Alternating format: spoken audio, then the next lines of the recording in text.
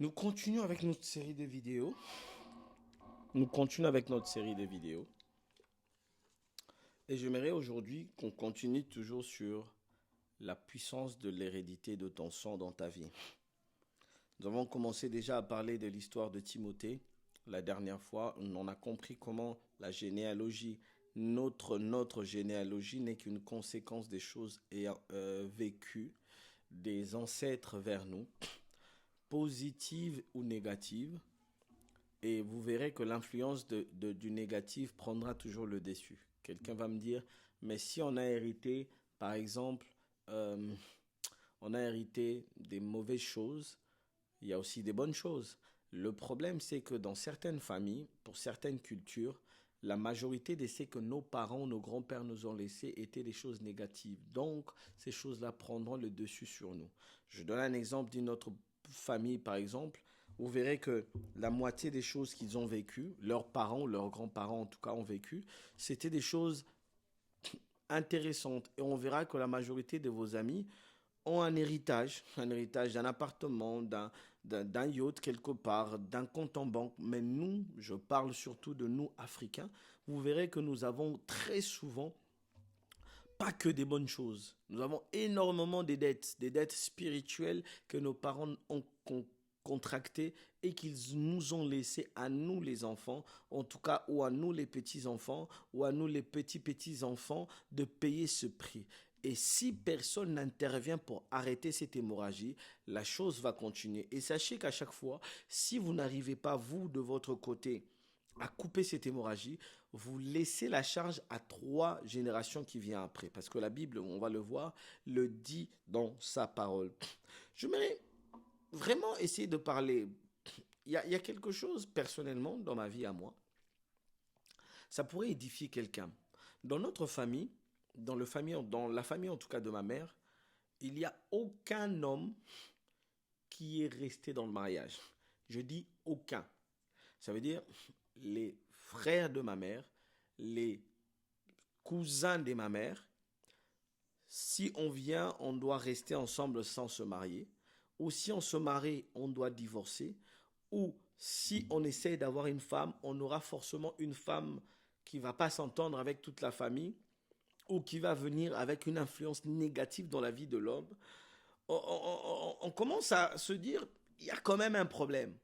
On voit des gens dans ma famille, pareil du côté de mon père, à part mon père et ma mère, toute leur généalogie, tous leurs pères et grands-pères ont eu soit 2 femmes, 3 femmes. Dans le mariage, ils ont trompé leur femme, ils ont fait ci, ils ont fait ça. Maintenant, étant un homme illuminé, si je vois dans ma vie les bagages que je suis en train de porter du côté de ma mère et du côté de mon père, croyez-vous que ma vie de prière doit être une vie de prière normale? Je viens de te faire une petite généalogie de ma famille, l'arbre généalogie de ma famille. L'arbre généalogie de ta famille est un code de nombre. Ça, je vous expliquerai ça après. Vous remarquerez que le nom de chaque personne, le nom, comme je dis, le sang de quelqu'un peut porter un nom et il peut aussi porter un combat.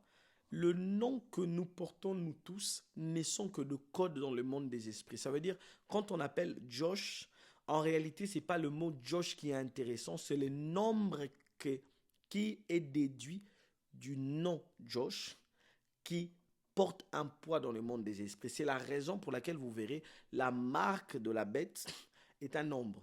La marque de la bête, moi je pensais que c'était un signe, on appelle ça, c'est le nom qu'on va appeler la bête dans Apocalypse chapitre 13. Le nom de quelqu'un porte son code. C'est la raison pour laquelle dans l'alphabet hébraïque, la manière dont il démystifie les mystères, c'est par le nombre. Donc quand on parle du nombre, on parle des mathématiques. C'est la raison pour laquelle vous comprendrez aussi que il y a un nombre, le nombre d'or, on appelle ça le nombre magique, c'est 3,14. Et ce nombre-là, vous le verrez de partout. D'ailleurs, pour la petite histoire, il y a 3 générations, 3,14, 3 générations de 14 décennies à chaque fois qui ont accompagné la venue de Jésus. Je ferme cette parenthèse. Allez faire vos recherches. Le sang de tes parents porte un code, mais il porte aussi des blessures. Ça veut dire le sang porte un code, il porte aussi des blessures. Il porte aussi le rejet, la peur du rejet de ta mère. Il porte aussi la nonchalance de ton père. Il porte aussi un trait comportemental de ton père, de ta mère ou même de ton oncle. Pourquoi ces choses nous arrivent et nous n'arrivons pas à saisir les enjeux? J'aimerais qu'on lise un passage pour que l'on puisse comprendre ceci. Genèse chapitre 5, à partir du verset, et on va descendre en bas. Vous allez voir que il y a des familles dans lesquelles les hommes ont juré de ne pas devenir comme leur père ni comme leur mère. Les garçons ont vu leur papa fumer, mais ils ont dit je ne fumerai jamais de ma vie. Mais tu vois le même homme qui avait juré finir à fumer.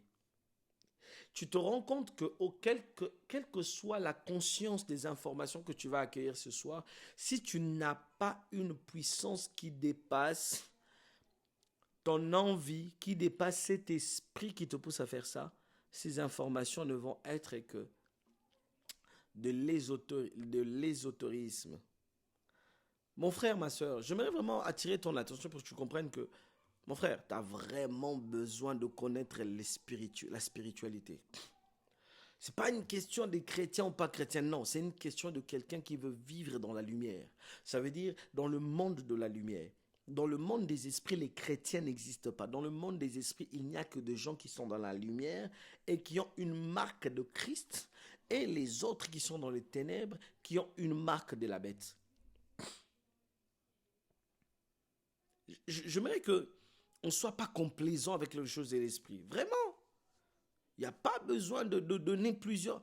C'est pour ça que je n'aime pas trop disputer avec des gens qui disent des choses qui vont à l'encontre même du sens spirituel et qui va à l'encontre des réalités spirituelles.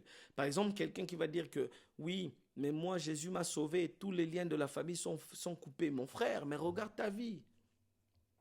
Tu dis que tous les liens sont coupés, mais tu fais la même chose que ton père. Ton père était alcoolique, toi aussi tu es alcoolique. Même si tu es chrétien, tu essaies de cacher ça par 2-3 trucs. Mais en réalité, tu restes alcoolique. Tu as cette envie à chaque fois de sortir avec 2-3 femmes. Tu as tes yeux qui n'arrivent pas à voir une jeune fille dans la rue. Yaya, tu regardes bien ton père, il avait 2 femmes. Tu regardes ton grand-père, même si tu ne connais pas ton histoire, mais tu as entendu dire que ton grand-père était quelqu'un qui touchait à tout. Même si tu es pasteur, il y a ton sang qui te réclame. Mon frère, ce n'est pas une question de titre. Dans le monde des esprits, on ne respecte pas les titres. On respecte le niveau de lumière que tu dégages. Je prie pour quelqu'un que tu sois élevé en lumière par la puissance du nom de Jésus. Je prie que ta vie puisse prendre un nouvel élan et un nouveau départ par la puissance du nom de Jésus. Je prie que le Saint-Esprit t'ouvre les yeux pour que tu puisses voir qu'est-ce qui se cache dans ton sang. Genèse chapitre 5, rapidement. Nous allons lire la généalogie. Vous savez, nous dans la Bible, nous on n'aime pas trop lire la généalogie. On pense que, vous savez, c'est chaud. Mais vous allez comprendre dans la généalogie à partir du verset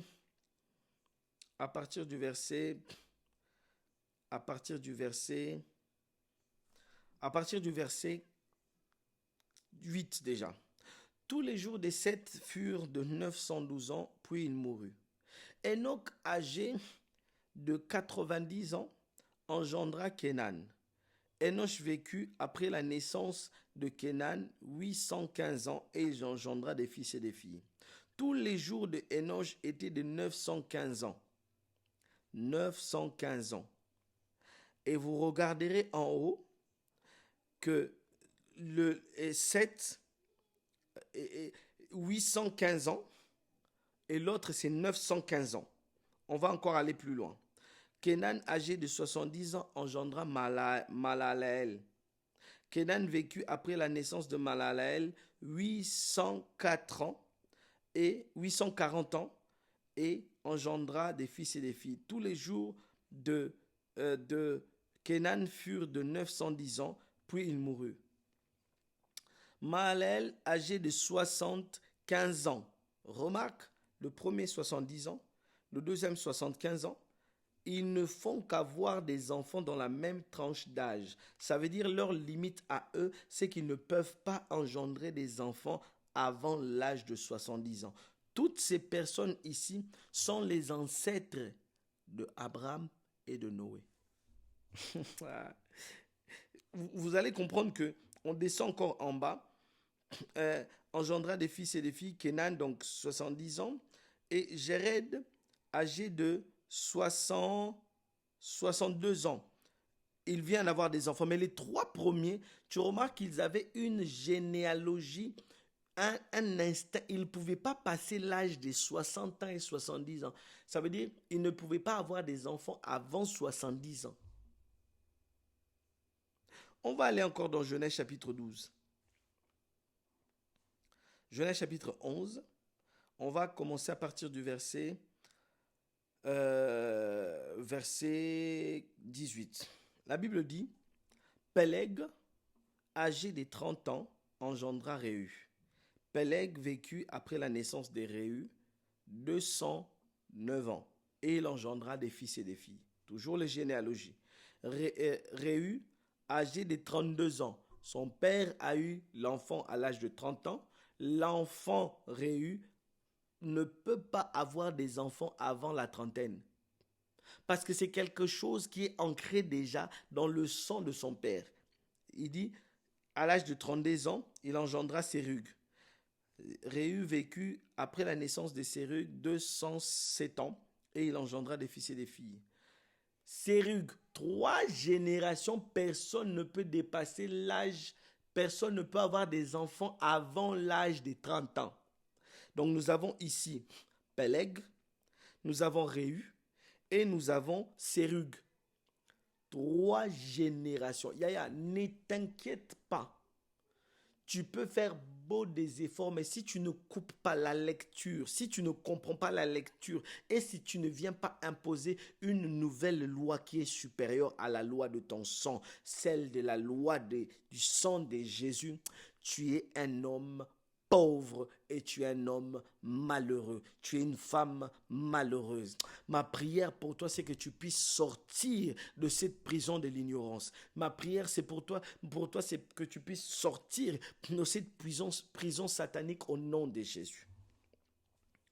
Et les 3 Sérug, après il y a Nachor. C'est maintenant Nachor qui commence une nouvelle époque. Nachor, la nouvelle époque, mais en pire.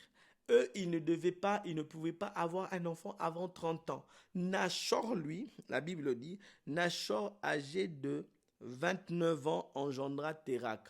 Ils ne peuvent pas passer. Tu sens qu'ils 29, 32. Ils sont entre ces âges-là.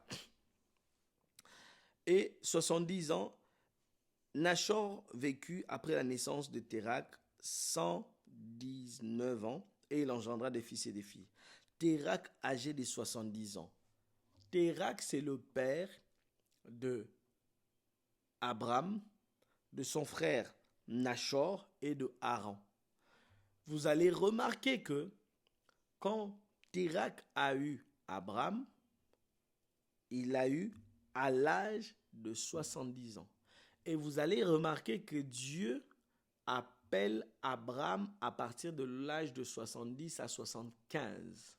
Parce que c'est l'âge par lequel il devait commencer à remplir ce qui a été demandé dans le monde des ténèbres. Pour enfanter qui? Pour enfanter les enfants qui venaient de l'autel satanique. Josué est en train de dire que le père d'Abraham a servi d'autres dieux. Térak a servi d'autres dieux.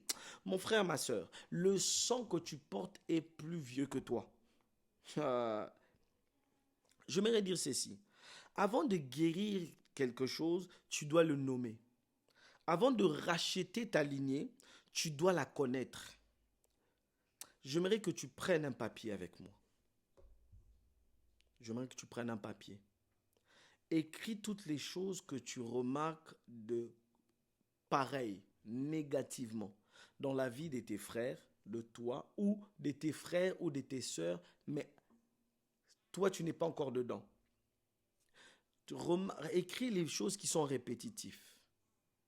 Les mêmes douleurs, les mêmes problèmes, les mêmes maladies, les mêmes situations maritales, les mêmes problèmes de travail, une suite illogique de correspondance à ce que ta grand-mère avait vécu ou à ce que ton père avait vécu ou ta mère a vécu. Je proclame au nom de Jésus que tout ce que tu reçois dans cette vidéo te ouvre les yeux. La Bible dit dans Jérémie 33, 3, « Invoque-moi et je te répondrai, je te montrerai de choses que tu ne connais pas. » Ma prière pour toi aujourd'hui, c'est que tu puisses connaître les langages de ton sang afin de le dompter ou afin de réécrire une nouvelle histoire avec le sang qui est supérieur au sang de ta famille, qui s'appelle le précieux sang de Jésus-Christ. C'était le pasteur Josh et le Seigneur vous bénisse abondamment.